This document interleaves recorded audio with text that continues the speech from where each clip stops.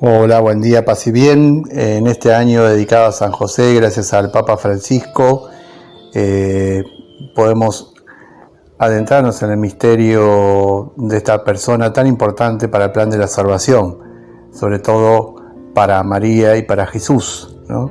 Grandes protagonistas, sin duda, y sobre todo el Salvador del mundo, el Hijo mismo de Dios, el Hijo mismo del Altísimo, que se hizo carne en las entrañas de esta mujer santa, a quien San José custodió, cuidó y también después hizo las veces de padre de ese niño que naciera de ella. Entonces, en primer lugar, la importancia de este hombre, que siempre la tuvo y que la Iglesia a lo largo de su historia va reconociendo, ¿no? Y poniendo en el candelero, ¿no? Para que su vida, su ejemplo, su misión siga iluminando, ¿no? Y sobre todo con su poderosa intercesión y cuidado, ¿no? Bueno, la importancia de San José, ¿no? No solamente desde aquellos elementos que encontramos en la Sagrada Escritura, sobre todo en el Evangelio según San Mateo, aunque también hay elementos de la historicidad de este personaje, de este hombre, de su misión en Lucas, podemos decir que también podemos ir viendo indirectamente en la misma persona de Jesús rasgos de él, ¿no? Por eso este primer momento se va a llamar trasfondo, ¿no? El San José que está en el trasfondo de la vida de Jesús y que primero está presente de una manera concreta, señalado por la misma Sagrada Escritura en los Evangelios de Mateo y de San Lucas, pero que luego podemos entonces notar a través de las actitudes del Señor, a través de las palabras, a través del modo de proceder, ¿no?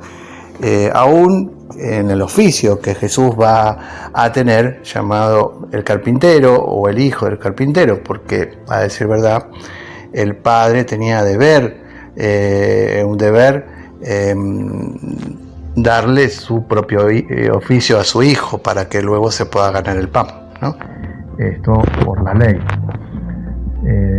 Bueno, qué importante entonces empezar a ver esta figura de San José, donde primero se destaca por esos elementos que aparecen en la Sagrada Escritura, el Evangelio según San Mateo, el Evangelio según San Lucas, y luego a través de la persona del Señor, ¿no?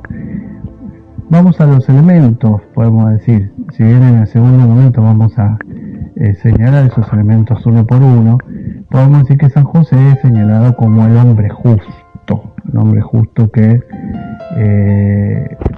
en nuestro lenguaje sería el hombre santo, ¿no? El hombre santo es aquel que quiere vivir santificando su vida, ¿no? De acuerdo a lo que el Señor propone, en este caso la ley, pero también podemos decir que es un hombre confiado, ¿no? Confiado en la ayuda del Señor, ¿no? Prueben que bueno es el Señor, va a decir el Salmo, ¿no? O sea, nosotros somos buenos gracias a que Dios es bueno, ¿no?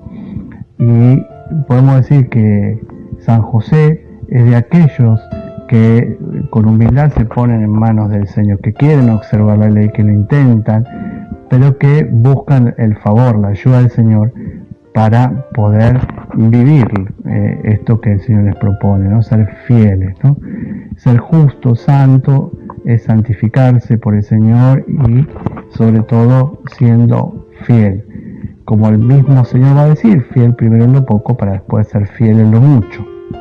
Acá tenemos otro rasgo de San José, que fue fiel en lo poco que el Señor le fue pidiendo hasta ser fiel en lo mucho, ¿no? Que lo poco, vamos a decir así, vivir su propia vida, su vocación de hombre casado, ¿no?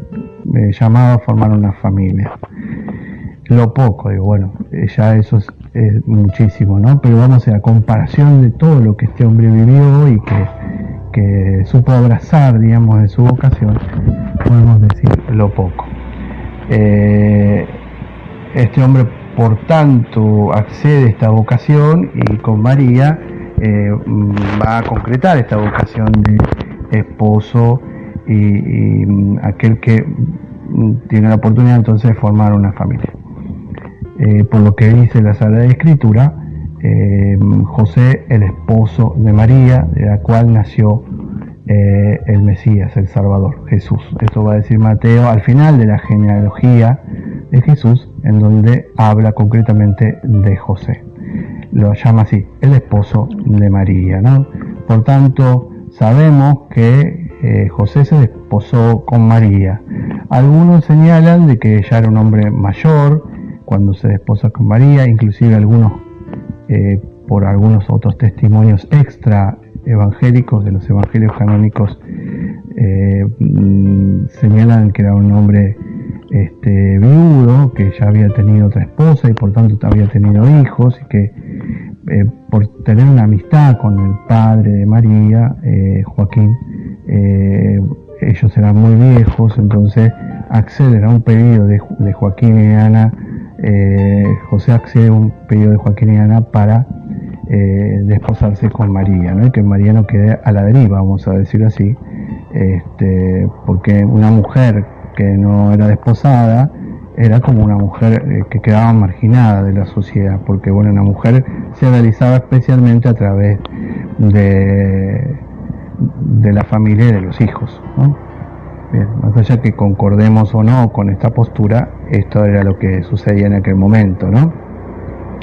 Volviendo a la figura de José, él era esposo de María, y el ángel, cuando se le aparece a María, la narración de la anunciación habla María que se había desposado con un hombre llamado José, de la casa de David. O sea, también este José proviene del linaje de David, y esto lo habla la genealogía, ¿no?, que recién señalaba, ¿no?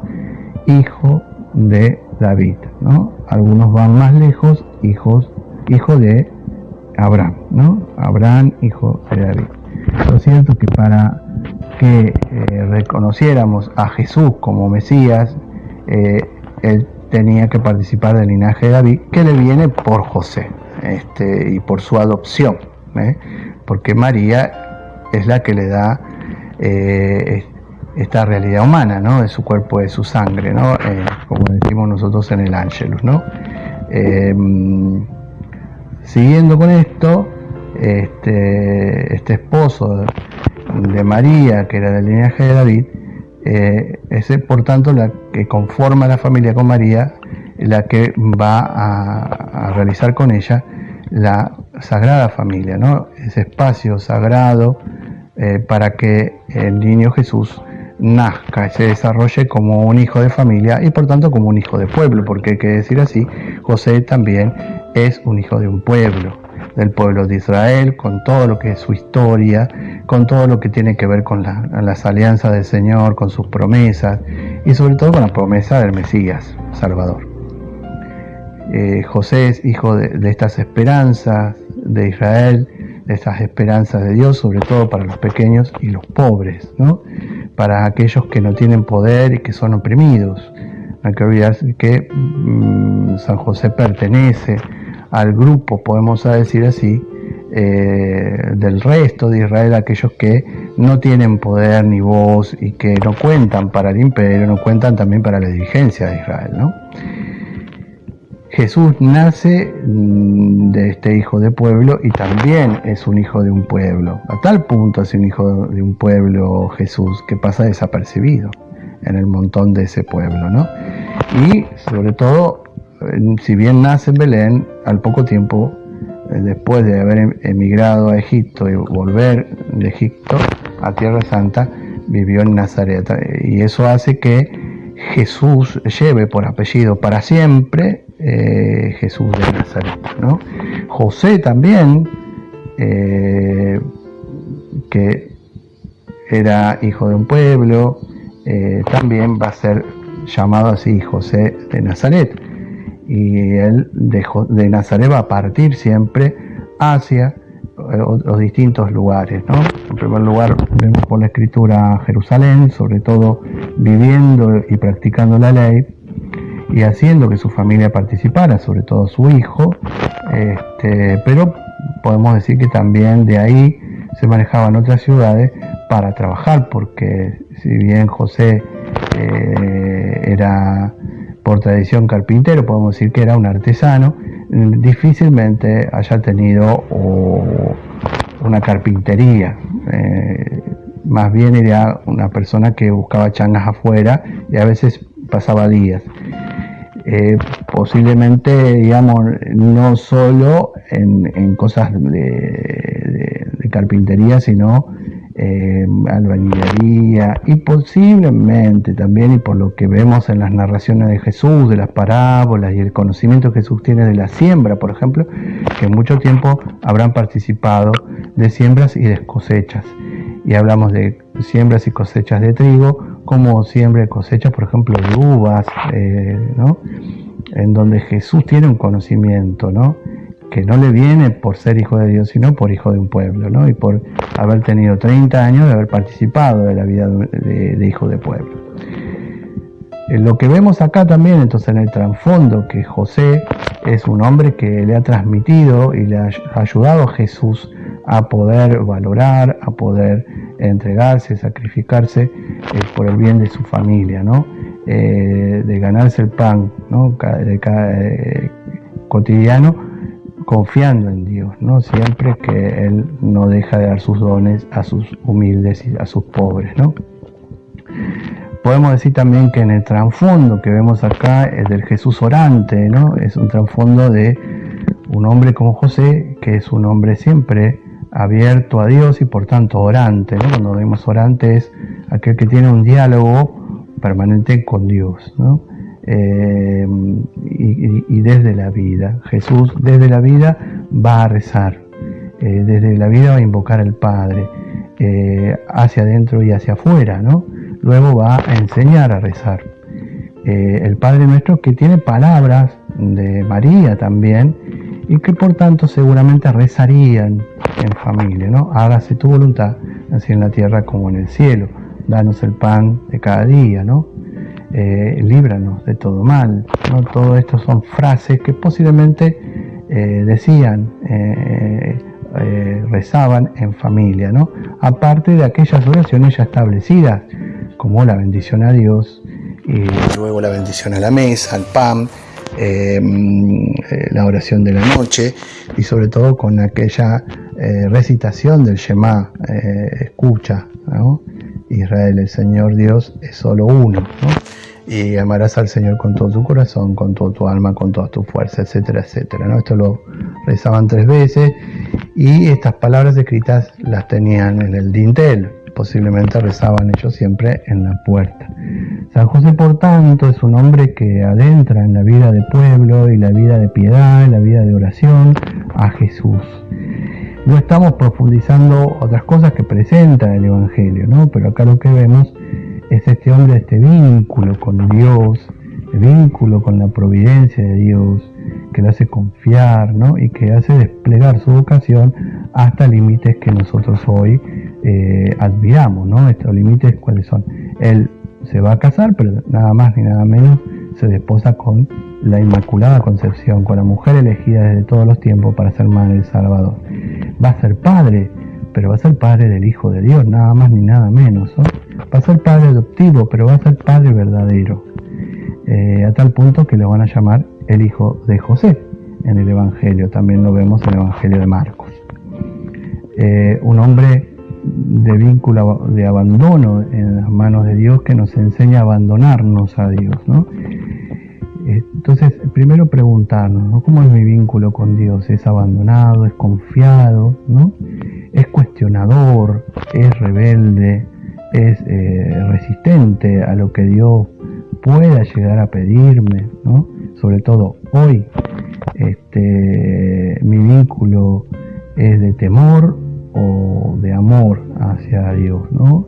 ¿Es simple o es complicado? Lo complico el vínculo, ¿no? Confiado también es algo que vemos como rasgo en la persona de José, porque cuando no entendía por qué su esposa estaba encinta por obra del Espíritu Santo, no obstante, él espera una mejor luz sin hacer que su mujer pase por algún tipo de juicio, y por tanto termine siendo apedreada por una infidelidad que María no cometió y que él no podía concebir porque conocía a esta mujer y seguramente Dios le habrá dado ciencia para entender el misterio de esta mujer. Por eso difícil habrá sido para entender este misterio hasta que Dios mismo se lo revelara. Cuando Dios se lo revela, no estamos hablando de conocimiento, a la manera de saber, sino un conocimiento que también sacia, ¿no? Todo sentido, ¿no? Que es esto de Dios la eligió y es por esto y uno ya cree y ya está saciado, digamos, no necesita saber mucho más, ¿no? Si bien Dios le habla, por lo que cuenta el Evangelio de Mateo, no obstante sigue en esta disposición de abrazar esta vocación grande, ya vamos a decir, más allá de que parte de esta vocación normal de todos, que excede un límite extraordinario, por gracia de Dios, de recibir a María y al niño, ¿no? Como propio.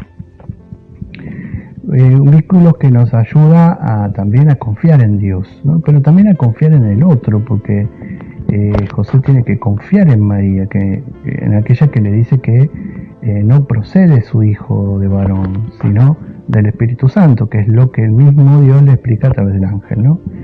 Creerle a su mujer, ¿no? Confiarse en su mujer, ¿no? Y después confiar que ese niño, ¿no? Es el Hijo de Dios, pero que será niño y será su hijo, ¿no? Que Dios permitirá que sea su hijo y así lo permite, ¿no? Dios, a tal punto que a quien primero llama Abba, papá o papito, es al mismo José, ¿no? Luego trasladará ese nombre de Dios original que solo aparece en Jesús al Señor, ¿no? Lo llama Abba, papito, ¿no? Y nos va a decir, cuando ustedes recen, digan Padre nuestro, o sea, mi papito es el Padre de ustedes, ¿no? Ya Jesús va a decir, digan mi Padre los envía y así como mi Padre me envía a mí, pero el tono, ¿no? Es mi papito me envía a mí y que es el Padre de ustedes que los envía a ustedes, ¿no? Bien, en el trasfondo, ¿no? De José se ve como un hombre jugado, ¿no? Es de un vínculo que lo lleva a jugarse por el otro, sin buscar mucho, digamos, muchas pistas de entrada, ¿no? De tener muchos signos de entrada, de que le confirmen su misión, ¿no? Lo que va a ver más que nada es a esta mujer de pueblo, sencilla, pequeña, embarazada, ¿no? Que va viviendo su pancita que va creciendo con el tiempo y que luego va a nacer en Belén, ¿no? Cuyo misterio de nacimiento no tenemos nosotros idea de cómo nació Jesús. Algunos ponen en películas un parto de dolor en María, pero eso no lo señala, aparte porque el parto de dolor hablaba de la condición de pecado que María no tenía. ¿Cómo habrá sido entonces? No sabemos. Algunos especulan, algunos santos lo especularon, como diciendo que una luz atraviesa un vidrio, así también atravesó la persona, el Hijo de Dios, el vientre de María, y por tanto la Virgen es virgen antes y durante y después, ¿no? Esto que seguramente estuvo velado, aún para José, estuvo velado para todo el mundo, porque es un misterio hondo, de la cual a veces quizás nosotros no podemos recibir, porque es un misterio grandísimo. Aunque algunos santos quisieron penetrar este misterio, no obstante tuvieron cierto tipo de información, digamos, de comparaciones como la que acabo de decir, que tampoco es que pueden graficar totalmente lo que fue el misterio del nacimiento concreto del Salvador, ¿no? Bueno, en este trasfondo, ¿no? En este trasfondo de este hombre juzgado por María, juzgado por el niño Jesús, que después lo llevó a Jesús a hacer lo mismo, a jugarse por su pueblo, su mujer, y a entregarse, ¿no?, por esa descendencia que somos también nosotros, los creyentes, los bautizados, los discípulos, ¿no? Ahí vemos entonces esto que empieza a dibujar un rostro más o menos más concreto y más completo de este hombre pero tan importante para la vida de la Iglesia, del pueblo de Dios, empezando por la vida de María y de Jesús. Bueno, nos preguntamos, ¿no?, de esto. ¿Qué me enseña José en este vínculo orante, este vínculo confiado, este vínculo que me lleva a jugarme por los demás, empezando por los míos, ¿no? ¿En qué me veo identificado y en qué creo que tengo que seguir creciendo, ¿no? Estamos en la primera parte de esta charla y vamos a seguir con otro momento. Pase bien.